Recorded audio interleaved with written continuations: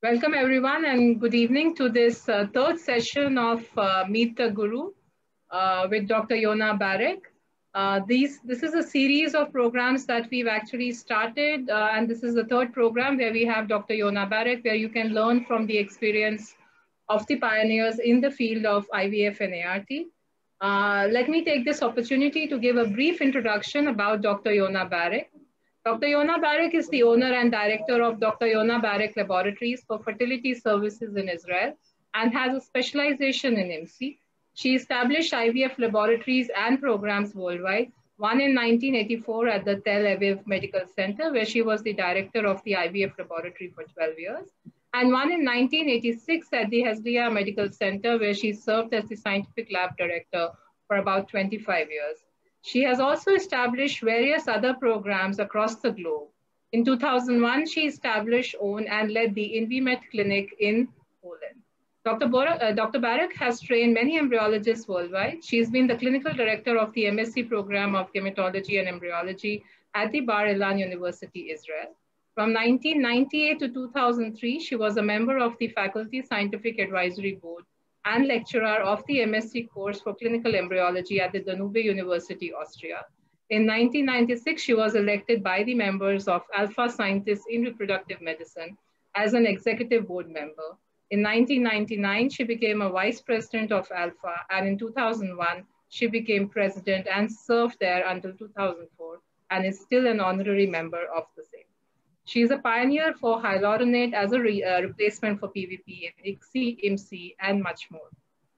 And in conversation with Dr. Yona Barak, we have our very own Dr. Raj Vee Mehta. Dr. Raj Vee Mehta is the senior academic consultant at Cooper Surgical India. She started her doctoral studies at the ICMR's Institute for Research Reproduction in Mumbai, working with the team responsible for India's first scientifically documented IVF baby in 1986. Her research focused on the studies of the oocyte and its follicular environment. She worked as a clinical embryologist and is now involved in teaching and training in ART. She has been the faculty for the special ART courses conducted by the IFFS in Iran. She has also received the Indian Society of Assisted Reproduction Young Scientist Award in its year of inception, and recently received the Champion of ISAR and the President of ISAR's Commendation Award. Dr. Rajvi has contributed to many chapters in textbooks on ART, and she's also the co-editor of ICMR's first manual on human semen analysis and human IVF. With this, I leave the conversation to Dr. Rajvi to take it up with Dr. Yona, and let's hear more about Dr. Yona's life and how her struggles and support has been during her entire journey in IVF. Dr. Rajvi, over to you. Thank you, Shipra. Thank you, Shipra, for that introduction. Welcome to you, Dr. Yona Barak. It's a pleasure to see you live, although we haven't met for a long time. Friends, this is actually a very interesting, it's a festive season in India. It is the time when we celebrate Navratri, that is the different forms of the goddesses. And here we are having this series on Meet the Guru. And Guru is a Sanskrit term which means the one who removes darkness and brings light. And so we have here Dr. Yona Barak, who has shed light into the lives of people as an embryologist, as a teacher, as a trainer, as an entrepreneur. So we see various facets of this amazing woman. And she has shed light on many people. And now I'm going to try to shed light on this Yona Barak and see how her journey has been so far and the various roles she has played in the field of science, as a homemaker, as a teacher, as an entrepreneur. So Dr. Yona, be ready for a bombardment of questions as we try to explore your life and investigate your life. So to start with, Dr. Yona, were you always interested in science? How did you get into this love for science? And if I understand correctly, your early studies were in your master's and doctorate were on oocyte maturation. So can you shed some light of how you got interested in the subject of reproductive biology? First of all, Rajvi, I'm so happy to see you. You know, I'm really grateful for this warm introduction. I feel shy, you know.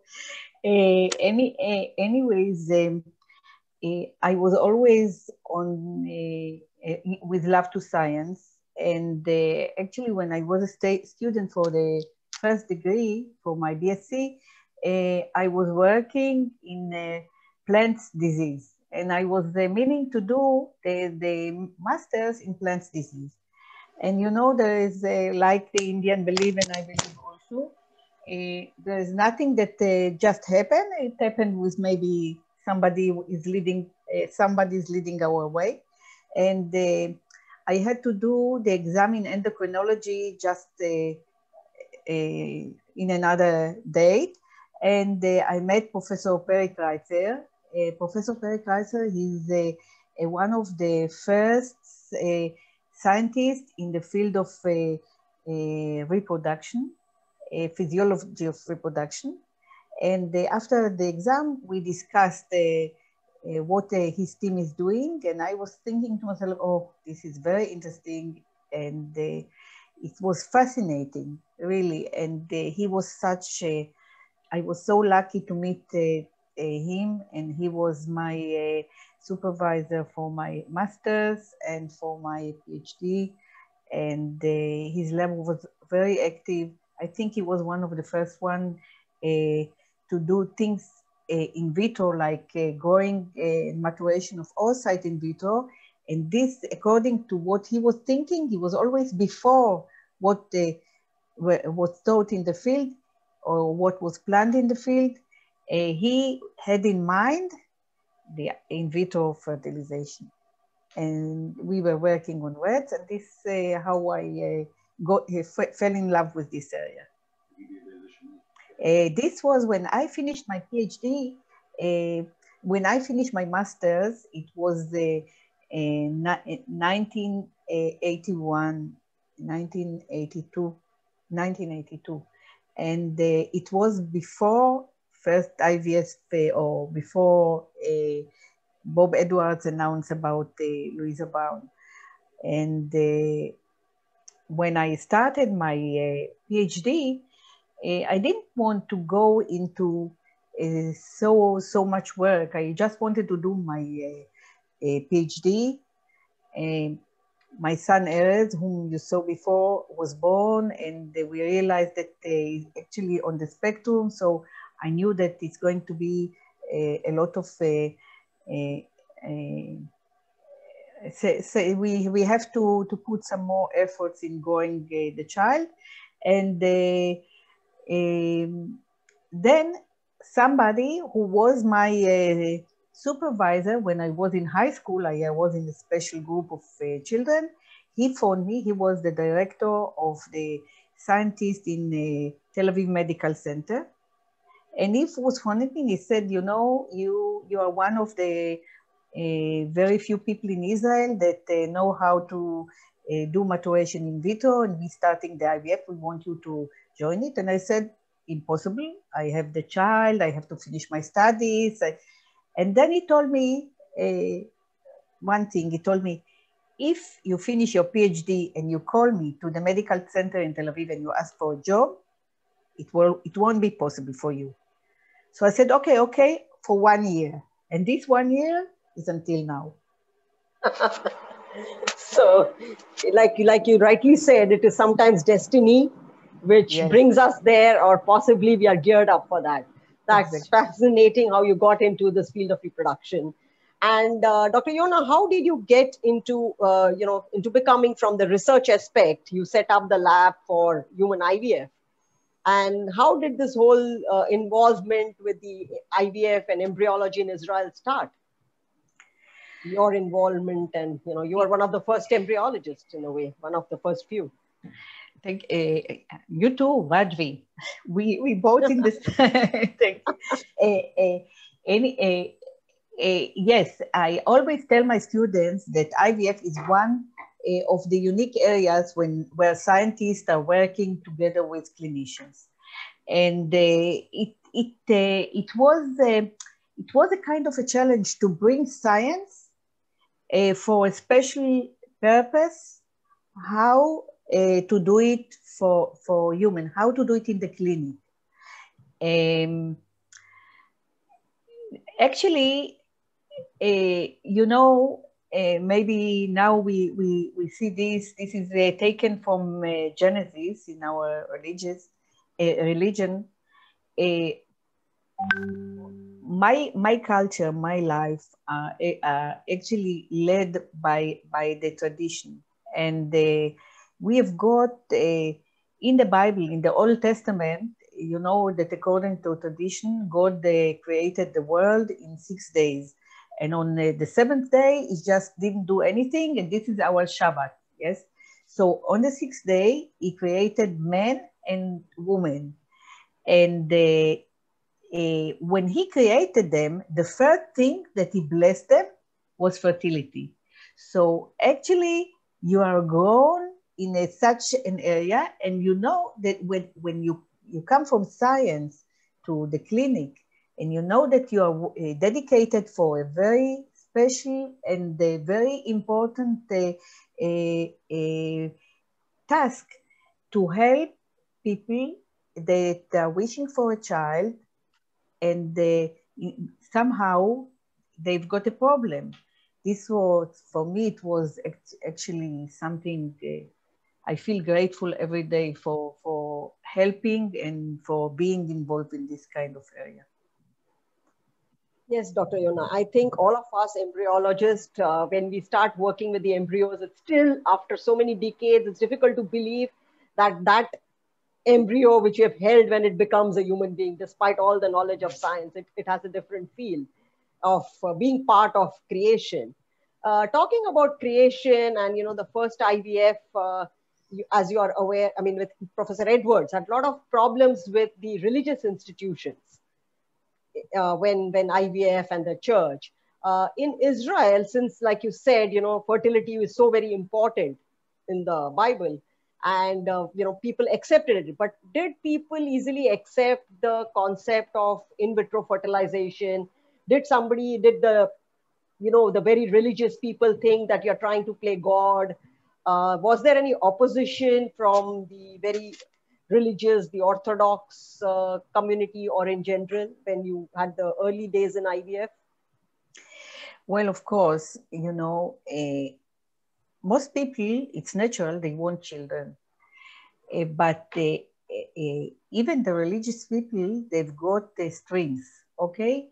The very extreme stream is not doing IVF because it said it's something, we don't even know what they are saying because they are isolated. It's an isolated group.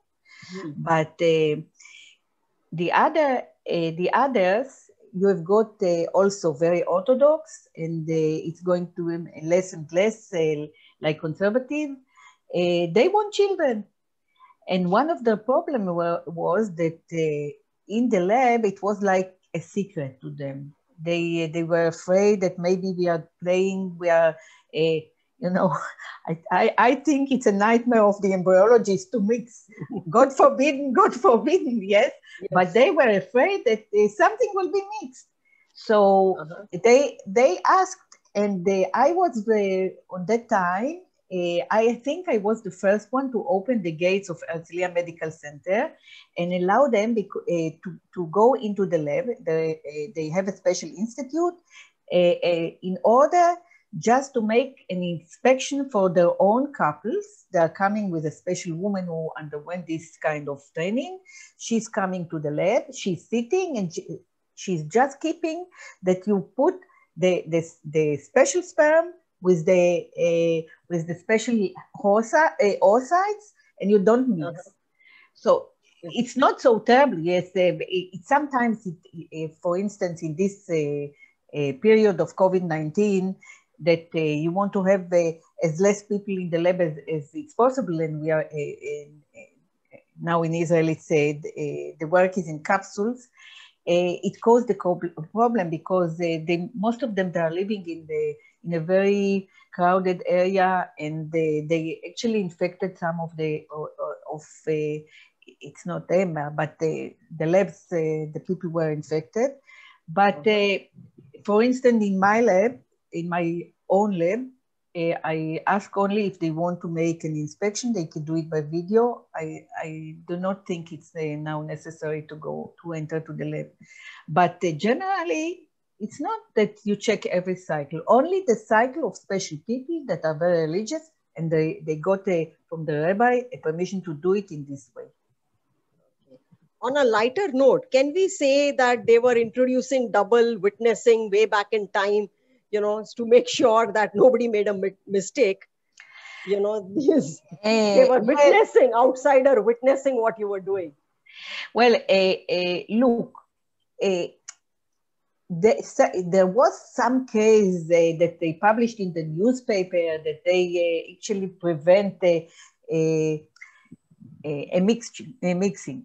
But it's not true. I don't believe it, because in the lab you have so many steps. Correct. And one embryologist has to take care of the other, and each step should be signed by 2 embryologists. So it's not really necessary. I think it's just to respect them and to let them feel that you respect their way of living. It's not really for safety. Absolutely, I understand. It's just respecting different culture or more traditional culture of the same religion. Exactly. Talking about culture and religion, Dr. Yona, you have trained people and set up labs across the world, literally across the world. You've been in South America, you've been in Eastern Europe, you've come to India, and I'm sure, the cultures, you've been to Poland, and the religious beliefs in all these countries are quite different. The level to which people are religious is also varied, and culturally, they're also extremely different. So I would just like to know from you that of the various countries that you have set up labs, how was your experience, moving to different cultures? And, fertility is very close to religion and culture to some extent. Yes, it is. We all know what was going on in Italy, for instance, about how many embryos they could fertilize, etc. And it's interesting because in every country, you have something which is connected to their culture. For instance, in Poland, because it's a Catholic country, we had to write some guidelines, but you could not write a pre-embryo. I wrote fertilized egg, okay? Because that's what I know, according to the Christian belief, a fertilized egg is not an embryo, because an embryo is something actually absolutely different. But I must tell you, it's very nice, because you are coming to a different place with a different culture, with the people. I got a real present, because I met so many people from different cultures, and you learn to respect. And when you come to the lab, actually we are talking the same language.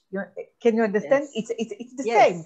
Yeah, yes. It's different, yes. But when you are in the lab, it's an international language. One of the strongest things that happened was in Poland, because my inspiration, my parents. I was born in Tel Aviv, but I am actually with Polish roots. My father was born in Poland. I was always proud that my mother, when I was younger, when I was a child, because my mother was an Israeli born.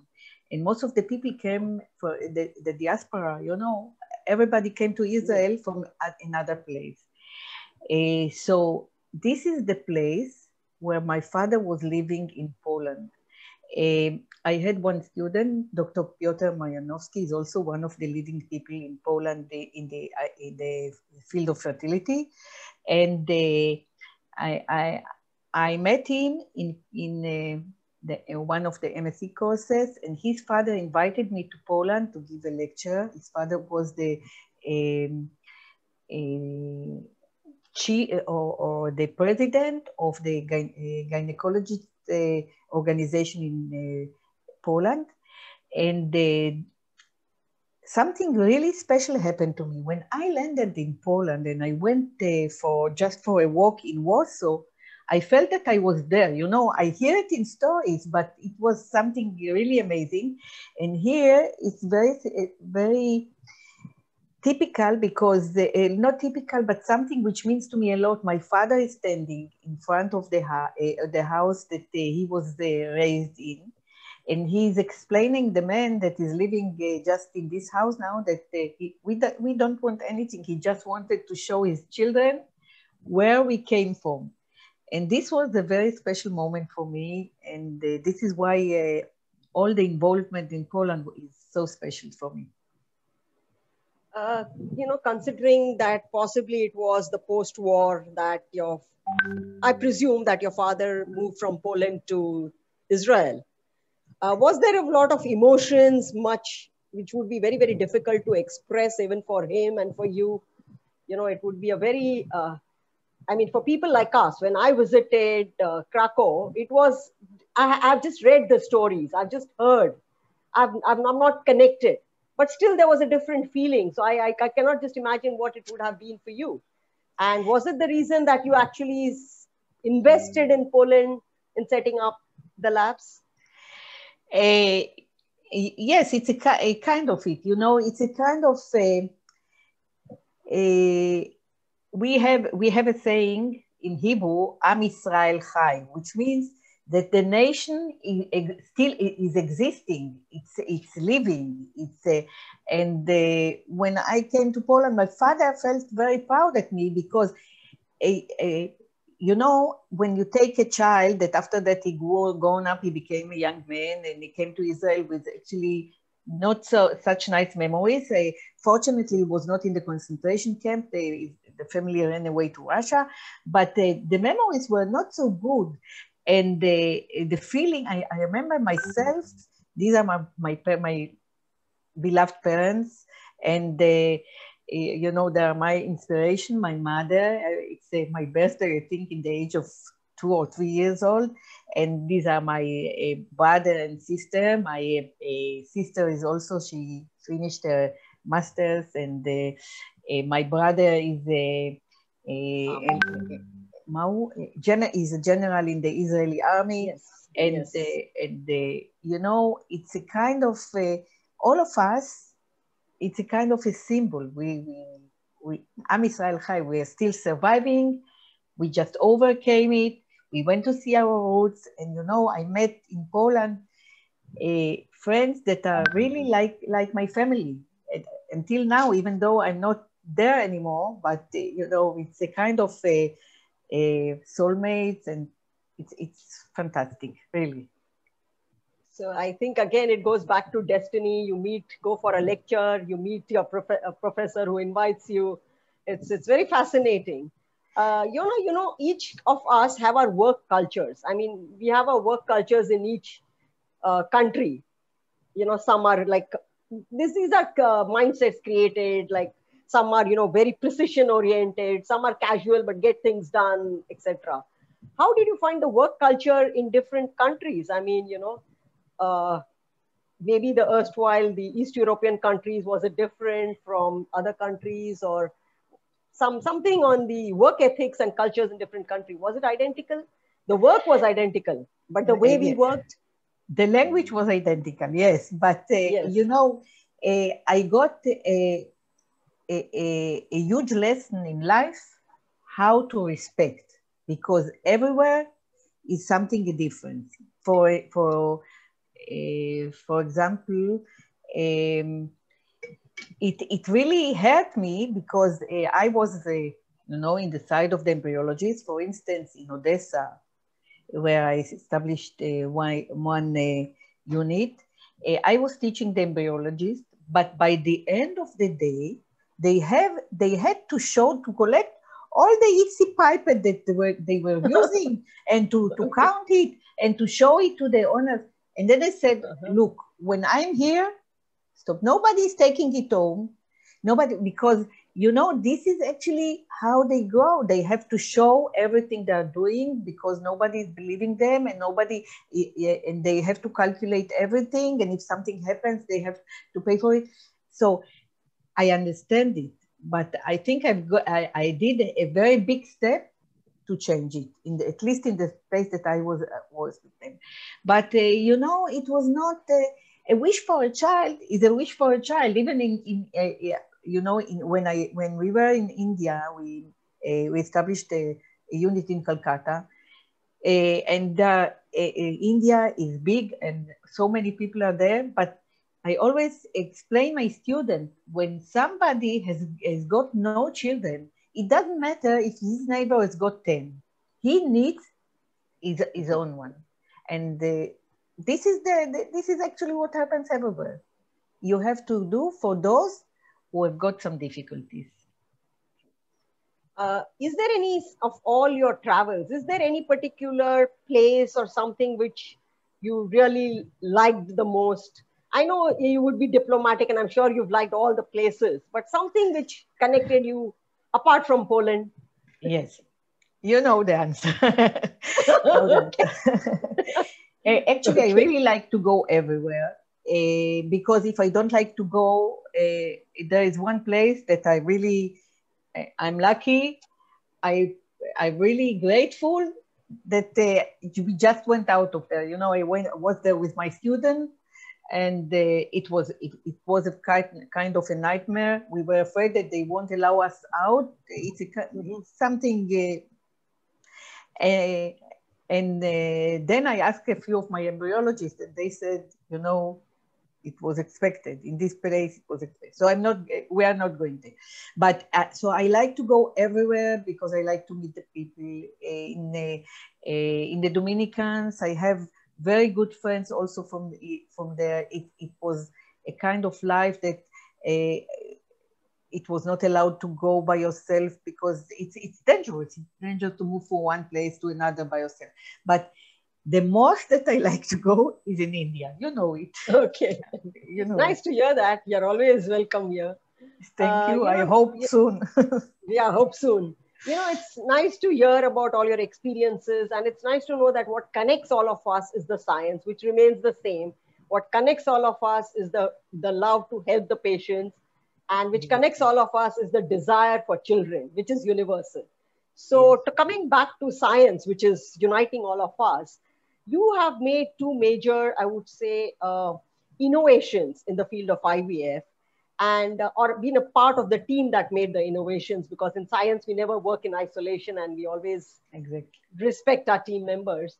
One of the things is, you know, the whole idea of seeing sperms at high magnitude, you know, at high, when we talk about, we see them at 10x and 20x into 10 for ICSI, we know we are not seeing enough of the sperm. So how did this whole idea of looking at sperm at 6,000 times live sperm come to you, and how did you go about with the others to develop this entire technique of IMSI? So maybe some light on that. Okay, so we know that the father of the IMSI is Professor Benjamin Bartov, and he used to tell me that once in the Tel Aviv Medical Center we have done a conference. And he came there because he is actually an expert in electron microscopy, and he was doing a lot of research on sperm morphology in scanning electron microscopy and TM, also transmission electron microscopy. And he had some criteria, and he used to give what are the chances for a special sperm to fertilize according to this to these criteria. And on that time, every patient used to get such a package of papers written what is the chances of his sperm to fertilize. When he came to this conference, I told him, you know, it's very nice what you are doing, and I was working with him also. I was introduced to the electron microscopy by a research we have done on egg yolk. If, I don't know if you remember this egg yolk, using egg yolk. Yes. And I told him, okay, I understand the criteria, but you know, if somebody has got even a 0.1% of normal sperm, of normal morphology of the sperm, I want to take only one. This sperm, it was before the ICSI. I want to take this and to try to inseminate the oocyte with this sperm. And he said that this this actually encouraged him to find another way that will be practical in lab. And he actually translated the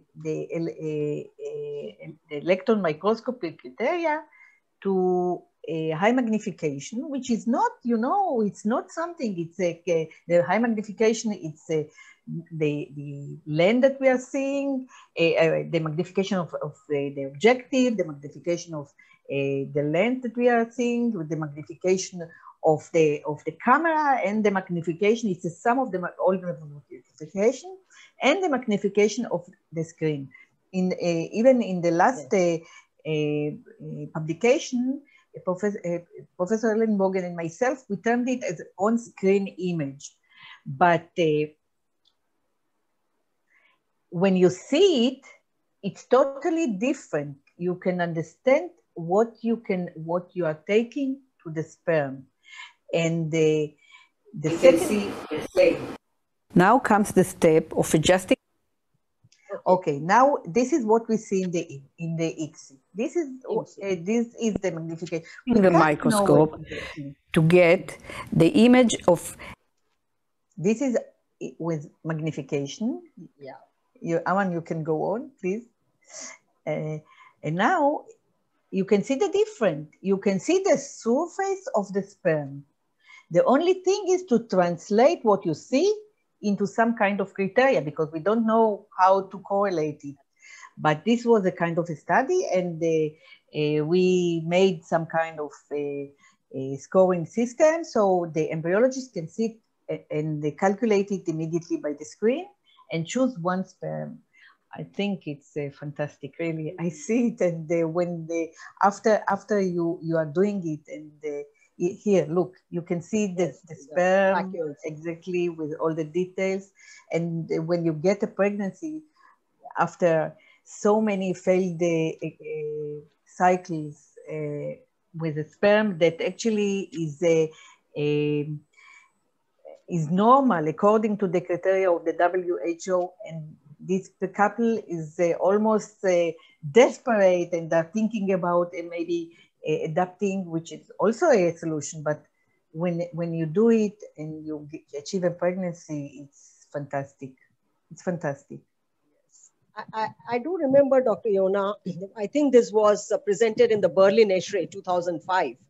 And when people read about it, all people were skeptical that how can you have a magnification with good clarity at this kind of magnification, you know, how can you really see clarity till these slides came in?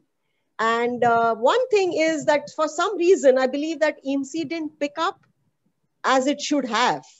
You know, I mean, if we could really apply, do you think this modern, now that we have so much of artificial intelligence and a different way, that we could have a relook and hope that this kind of technology can help us in selecting the right sperm? What do you think about it? Well, Rajvi, this is a kind of a dream now, because I'm involved in such a project. I want that the AI will translate the criteria that we are seeing on the big screen, because it's a lot of work. Believe me, I have done in my hands, I calculated once, 30,000 ICSI cycles. And ICSI is not as difficult as to choose the special sperm. Correct. Sometimes we are working for hours. I was working once for 9 hours to find 7 normal sperm. It resulted in twins, yes, but it's worth it. But so now we are working on the idea to translate these criteria in order to put it in the IVF, and the AI will recognize the special sperm and the embryologist will easily detect it with kind of a marker. So take it and aspirate it, so he won't even know what is the image of the sperm. Okay, I think this is fantastic. This will be fantastic, and this is actually the reason that it needs special equipment, a lot of training, and the training is long, and so I think it will be fantastic when we find it. Yeah, I hope so, because people, embryologists don't mind working hard. They don't mind all that if it is going to give more consistent results. So we look forward to all your work on the further evolvement with artificial intelligence. Another thing, you may remember in the late 90s, when Percol was being used for sperm separation, for density gradient separation, and suddenly one fine day we got a message from Pharmacia that it is not meant for human use. It never was mentioned anywhere before that it was, and we had a lot of discussion in all the forums about the use of PVP or silica-coated PVP particles. And then now we use, we were worried about using it even to wash sperms or to separate sperms. And today we inject PVP into the oocyte.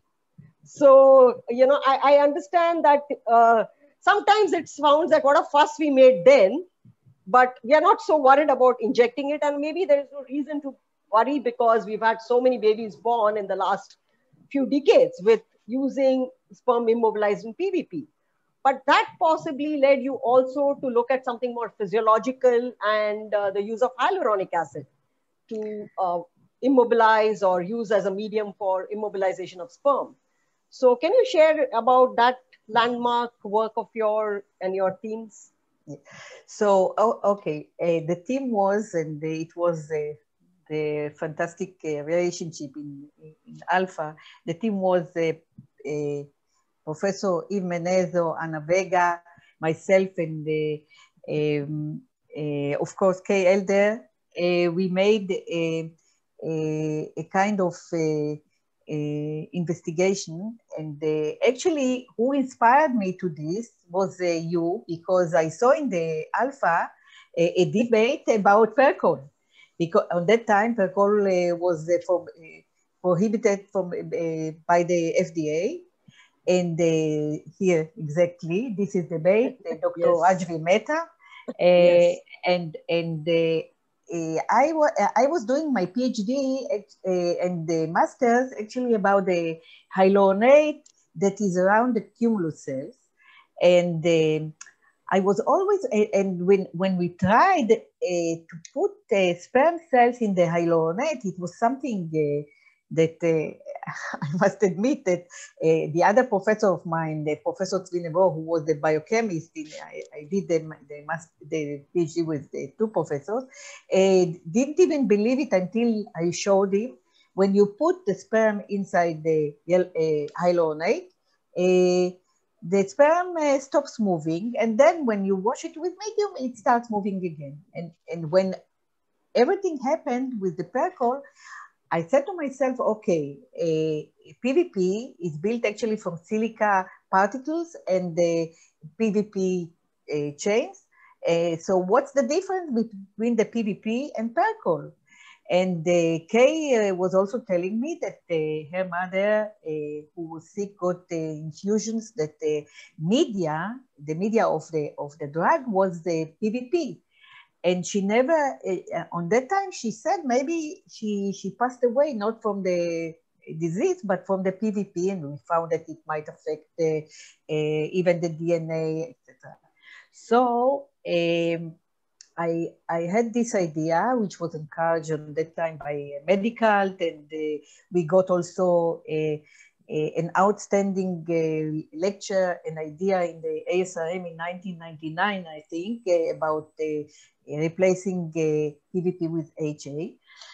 I think it's a wonderful idea, but the problem is now that, first of all, I think, I'm sorry, Cooper Surgical, but I think that they're not using the proper HA, the proper hyaluronate, because the hyaluronate has got many molecules with various molecular weight. And if you are using other molecular weight, which it might even damage the sperm. You have to use the long ones. That's first. The second thing is that it's so expensive. Really, it's so expensive. I'm using it for the INSEE, but it is so expensive that I think, and the material is degenerating by itself very quickly. It's not, it doesn't have a long shelf life. So it didn't come in. So I think this is the reason, but I still think, I really believe that this is the right way to do the ICSI, because it contains only sugars that the cell can digest. Okay, so thank you for sharing that. I would just like to say that Dr. K. Elder is with us for this program. So welcome, Dr. K. It's so nice to have you here. And moment we talk of alpha, you cannot not think of Dr. K. Elder. And I think alpha is something which is very, very close to the very early embryologists, because that was one forum which brought us all together. And I must admit that personally for me, as an embryologist in the 90s and early 90s, you barely knew another embryologist. So communication was next to impossible. Also, we didn't have the internet in the early 90s so easily to talk to people. And I must admit that it was these internet conferences that Alpha did, which broke all the barriers of geography, finance, socioeconomic, and helped us interact. So I must thank all of you who brought about this idea of Alpha. And the newsletter brought about the image, lot of memories. You were also one of the presidents of Alpha, and the day you became the president, I think, is memorable not only for you but for the whole world. Yes. Friends, the September 11 will never be forgotten by anybody in this generation and generations after. For those who didn't know, the Alpha meeting was planned at the Twin Towers in 2001. Just the day before. Am I right? No. Yeah, so I will leave it to you to tell the story. Yeah, it was planned a few months before. Yes. Yeah, so can you tell us this 2001 Alpha meeting in New York? But first I must tell you, Alpha, actually, the spirit of Alpha was K. Elder. That's definitely, she was the spirit behind the establishment of the organization. She was pushing for the education. Her house was the headquarters of the organization. Her daughter was the secretary. Thomas Elliot, that used to do the internet conference, yes, was in her office in her house. And so I'm so happy she's here, and thank you, Kay. Maybe I miss you too. I hope that you are okay.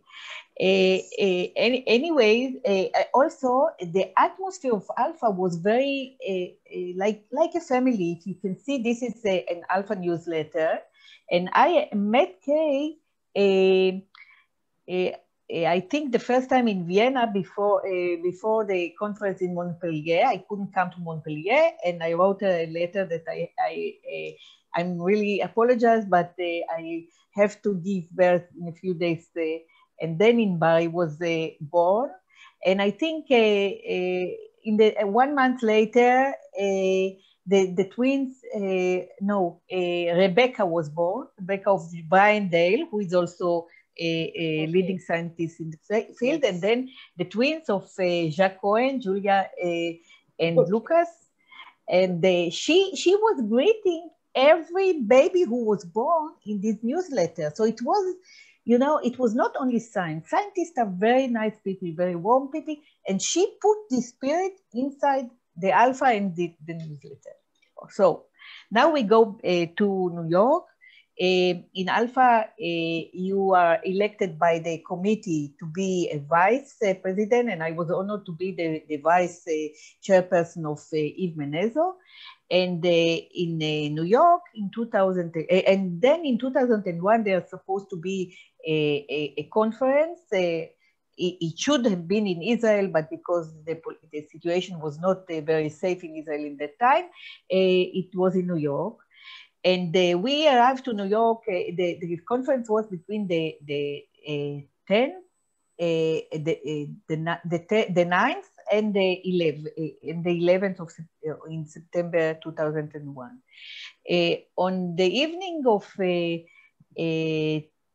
10th of September, we had a dinner of the invited speakers, and we were asking Jacques Cohen why he decided to put the symbol of the twins on the T-shirt that we got. Why not the Statue of Liberty? Because we were asking, and he said, because he told us that he actually booked in the convention center of the Twin Center, and because they raised the price, they were double booking it, he moved to the Sheraton Hotel. This was the 10th. And now we know what happened in the 11th. I was supposed to give a debate about PVP and the HA. This is in the 10th of, I'm there on the side, and this is Jacques Cohen welcoming the embryologist for the conference. And on the 11th, I didn't give my talk, because at 10 o'clock, Jacques was teasing me. He said, you have got so many slides, you will not be able to do it, you will be over the time. And then when he came back, I thought that he's coming to tell me that it's time. And he said, Yona, you are not going to give your lecture. And then we realized what happened. Martin Nice came out and he said, you should call your family. And I said, what happened in Israel? And she said, no. There are terrorists in the Twin Towers. And I was thinking to myself, why? In the Twin Towers, we are in the Sheraton. Why do we have to stop the conference? But, you know, the world has changed, and it was a very hard time for everyone. Luckily enough, we, the Israelis, we were the first one to come back to our families, because it was allowed for El Al to fly, but it was, wow, it was a hard time. And it took me, I think, 10 years after that I was able to go to New York again. I couldn't go there. I just couldn't go there. You know, just you narrating the story, which is nearly now 19 years earlier, gives us goosebumps. And I cannot imagine the thought as the topmost embryologist in the world sitting there. I think, again, it's fate and destiny, as you called it, that saved the fraternity and the future generations. I mean, thank God that the prices were too high, that Alpha could not afford it, or decided not to. No. Talking about something much more, I don't know what to call, pleasant, and India and Israel, I can always say that there is something unique between our countries, and you said, and I'm sure you didn't say it diplomatically, but you like India. So what is it that you like so much about India? I don't think there is nothing that I don't like, but Okay. I will tell you. Okay. First, like everywhere, the landscape is very special. But who is making the country is the people. I like also Indian food. You know that Yes. I love Indian food. And I'm cooking Indian food also in my house. But who is making the land? The people. The people are making you to love the place. The people of India, they are very open, very warm. They respect the tradition. They respect human being.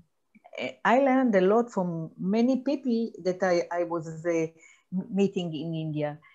And I think this is actually the leading idea. They respect the way they are living, and they respect you as a person. It doesn't matter what you are. And this is, for me, really something to learn every day, again and again. It's quite interesting, because we always joke with my Israeli friends that possibly after the children need to go to the military for 2 years or 3 years, depending on their gender, that at least 1 million of Israelis are in India, maybe in Dharamshala, Banaras, or Hampi. And of course, we do see the warmth when we come to Israel, that Indians are very, very loved and, very, very affectionate. I see that. And I must say that there is certain commonality that I personally found during my first few trips, is the respect and the tradition. Exactly. I think the Jewish are also very, very, I would say, into the tradition. I mean, and also I would like to talk something about the Jewish mothers. I have seen you with your mother, and I've seen you with your daughter and sons. And also I had come to your place during the festivities where the whole family was together, and you had specially prepared vegetarian dishes, at least 6 to 8 dishes, especially for me, apart from the 20 others. So maybe can you elaborate something about that aspect of you, or possibly representative of many others of what we often call the Jewish mother, always taking care. Yes. So you caught me. Yes, I'm a Jewish mother. I know. Yes, I'm a real Jewish mother. ארז, תקום שיראו אותך. ארזי, תקום ממי. תעשה שלום לכולם. ארז is my eldest son. Okay, תשב, מאמה, תשב. Erez is my eldest son. He is on the spectrum, and he also taught us a lot. I think that something which is very similar, for instance, in the States, I don't say it's good or not good, maybe it's even better, but the children, when they come to an age of 18, 19, they leave home, they go to study in somewhere in another place, and actually they're living on their own.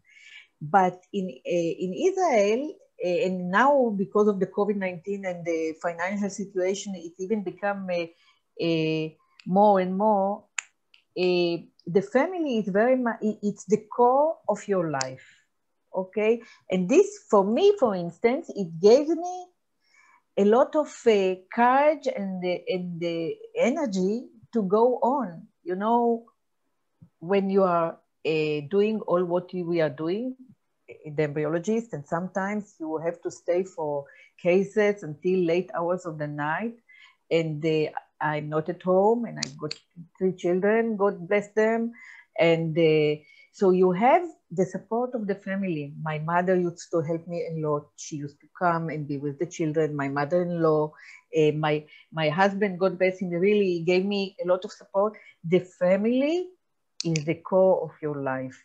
And this is very much like in India. I saw you, I know that your brother gave the car so we can go, you can take me, and the driver and everything.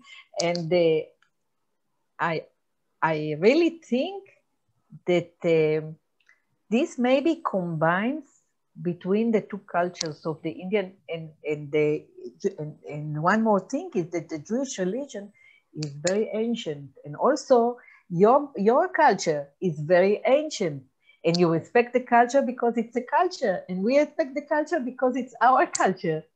That's it, you know. So I think it's bringing back a lot of memories, and your trip for the ACE year, as I see many of my fellow embryologists. You know, you're talking about the role of the family and the kind of support they have given you. I would also like to go back to the IVF scene in Israel. And I had heard at a point of time that the IVF treatment was free. Is that true? And if so, how many cycles, or why, or how? Because that's something which is very different for us in India.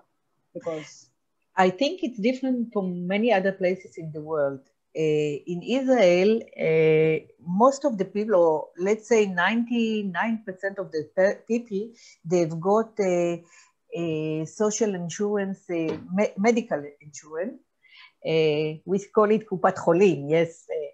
And the insurance is paying for everything. and they are paying for cycles until the age of 45 when the woman is 44, and one day it's the kind of especially you have to have a special committee to approve it. Generally, they approved it, but not so much now, thanks God. But anyway, so for every couple can do treatment cycles until they've got 2 children.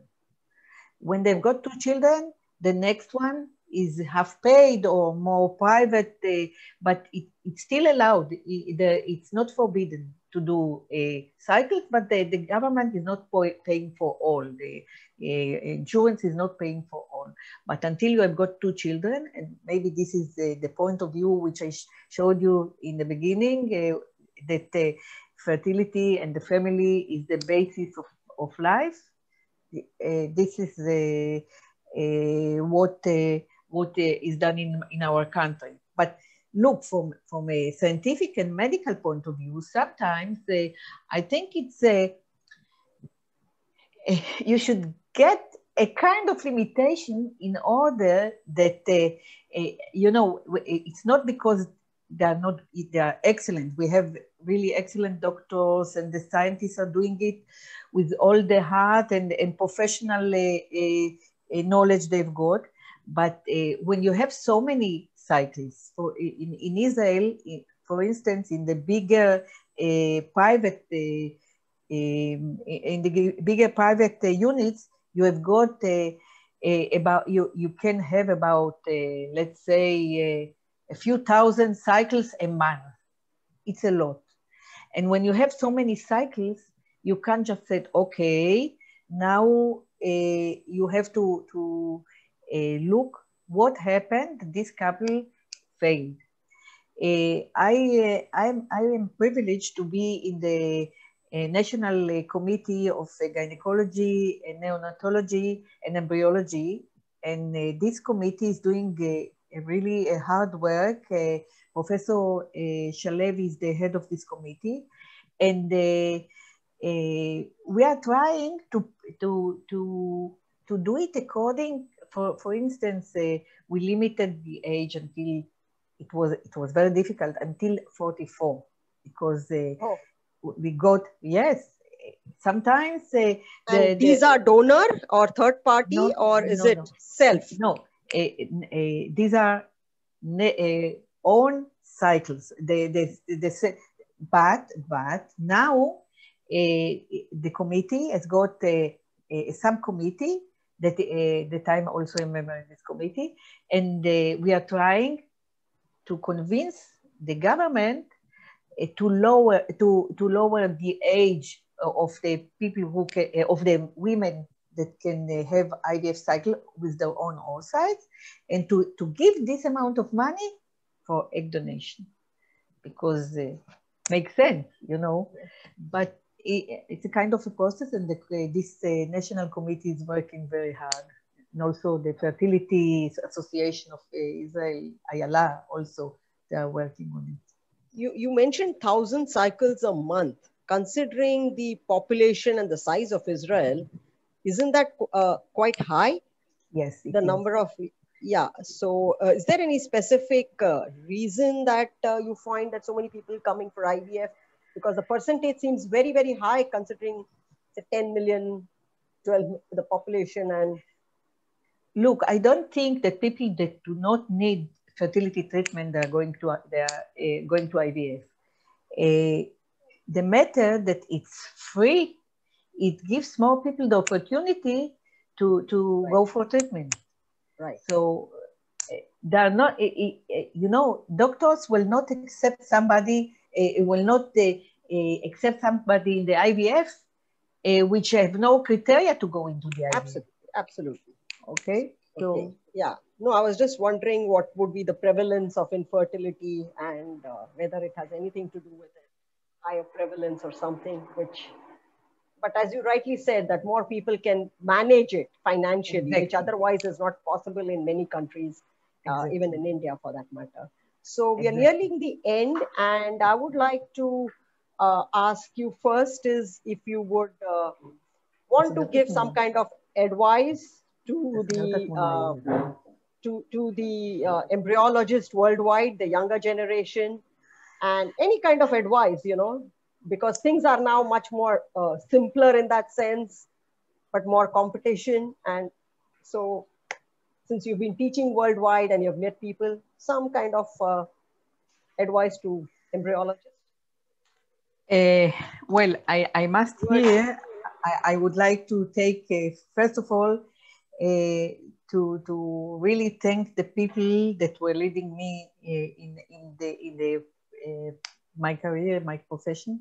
First of all, to my family, as I told you, to my father, God bless him, and to my mother who passed away 3 years ago, and my parents-in-law.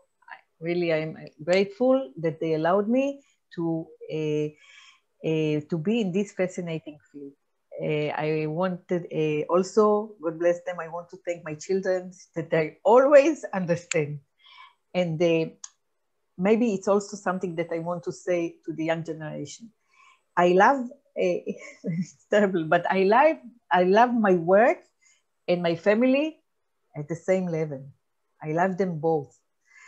And I think that now the young generation, which are really experts, they are coming into assisted reproduction technologies. They are really doing technologies. We were searching and we were investigating in order to build these technologies. And I would like to give an advice to every embryologist that is coming to read some history about the technology, so the understanding of each step will be higher, and that will allow him to understand which kind of a great job he is doing. I'm sure they are doing it with all their hearts, but you know, it's when you know what is happening in the dish, and not only technology, you can understand also, and you can do troubleshooting easier, okay? So this is actually what I will tell them, and also to work from here, from your heart, to involve your heart in your work. And, you know, I think that we are very lucky to take a part in this fantastic field. It's really, as I told you before, I'm grateful each minute of the day. Even when there are no fertilization, no pregnancy, I'm really grateful. And okay, I have a kind of a small wish also for myself, but I'll let you talk maybe. You know, when I finish my PhD, I promised myself that I'm not going to do any exams anymore. Nothing, because before an exam, I get so nervous, like before a lecture, I get so nervous that I cannot function. I forget the material. It's a kind of stress that I cannot stand it. So I promised myself I'm not going to do any exam.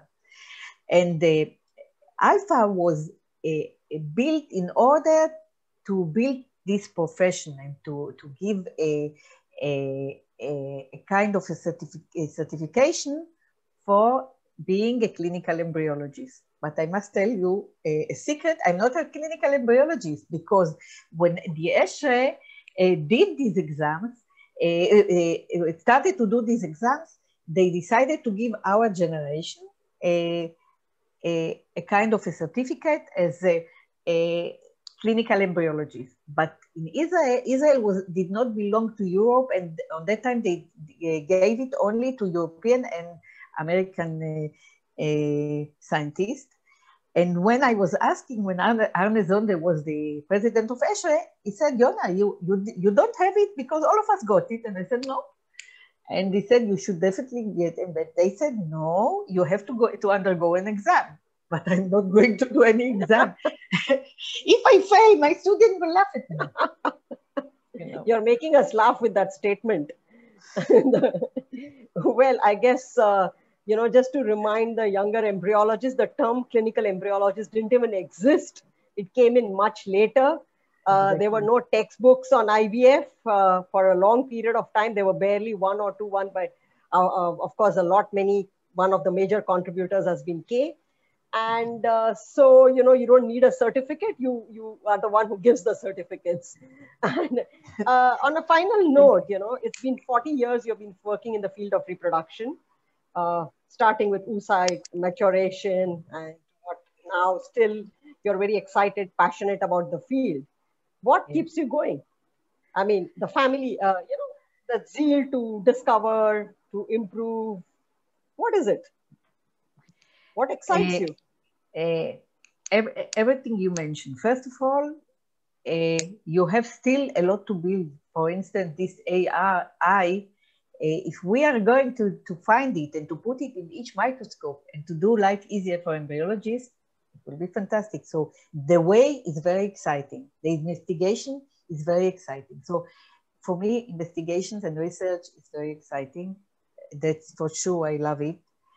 But for me, when a patient is calling you and says, "Thank you very much because I got pregnant," for me, it's a kind of an excitement until now. And every day when I come and I see the image of the oocyte or the sperm on the screen or in the microscope, it's a kind of an excitement. So this keeps me going. I love it. It shows. So I think we've covered over an hour. So thank you very much. It was such a pleasure to talk to you and go down your memory lane. And there's lots of messages that came in during these conversations about how much you need to work from your heart along with the knowledge and the skills you acquire with the hands and the knowledge of the brain. So the union of the three becomes very important. So thank you so much, Yona, for giving the time and so openly sharing everything about your journey of life, I would say, not just the journey in IVF. Thank you so much. Thank you, Rajvi. Thank you so much. Thank you for being my friend and my colleague. And also thank you to Shipra and Alex and also to Aman. And I really want to thank all over my students. I'm very proud of them all over the world. And they give me the intention to go on to teach because I see what is going on. Afterwards, they become a leading scientist, and I'm very proud of them. Thank you. Thank you all. It's been a pleasure connecting with you, Dr. Yona. You are a wonderful person, more than just a scientist or, I would say an ART, clinical embryologist. But more than everything, what I've realized every time I have talked to you, you are a wonderful person. Really nice interacting with you all through. Thank you so much for agreeing and joining us for this series. Thank you, Rajvi ma'am, for taking this interview. I think the conversation was so natural because both of you know each other that we really enjoyed it. Yes, we did. I told you, I miss her so much. I think every year we were seeing each other once a year at least. Yes. Thank you. Thank you so much. And thanks to all the participants, attendees, and a special thanks to Kay for being here. And thanks again. Thank you, Shipra. Thank you, everyone. Thanks a lot for joining us. Bye. Thank you very much. Okay. Bye-bye. Thank you, Dr. Yona. Thank you, Rajvi ma'am. Thank you, Aman. Thank you for everything. And I'm sorry I was troubling you last few hours, but you were doing a great job. Thank you so much. Thank you, ma'am. Thank you, ma'am. My pleasure. Okay. My pleasure too.